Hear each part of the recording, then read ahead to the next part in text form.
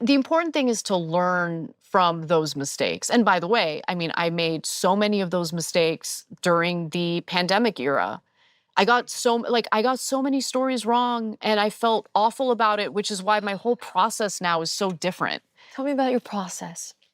I first of all have really diversified like my sources and my media diet. I would only trust like legacy media that was very obviously like left wing. And so I had shut myself off from any reporting from more conservative sources. And when you do that, what happens is there are certain elements or details to a story that you're just going to miss, right? And so I hadn't realized that while, the Washington Post, New York Times, they're not necessarily lying in their reporting, but what I noticed was happening is they were omitting certain details to a story that gives you a full picture.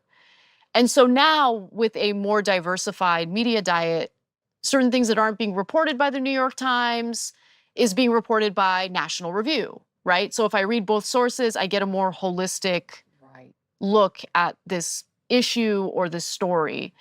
And also like digging a little deeper yourself. Like I could either just accept someone else's summary of a court filing, or I can just read the court filing for myself and read the court filing for yourself because someone else's summary of it likely is going to leave important elements out or maybe even be misleading in what the court filing says.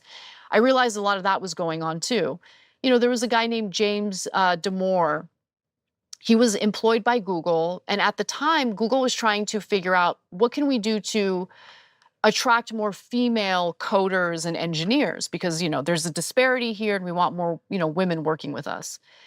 And so he put out like a document that he sent to everyone in the company giving his suggestions, and he looked at some studies and saw like men and women mentally are a little different. These studies indicate women are more neurotic, so maybe we can change this and that in the company to be more accommodating to female workers, blah blah blah. When you read the whole thing, you can tell he's not coming from a misogynistic, disgusting place. He genuinely wanted to help and thought he was helping. They ended up firing him because some of the, female workers who were there thought that he was being misogynistic. The media's summary of the document he put out was totally misleading. I read the whole thing and I'm like, look, he might not be correct in analyzing some of these studies, but it's obvious to me he's not coming from an evil or misogynistic place. Like, meet people with a little bit of grace. And so that was my commentary on the show. And there were other people on the panel who hadn't read the entire document, so they just kind of went with what was being reported about it. And they had a totally different perspective, which didn't shock me. It didn't surprise me. And so to me, it's important to get to the original source, read the original source material for yourself. And more importantly, this is the most important thing, wait before you react.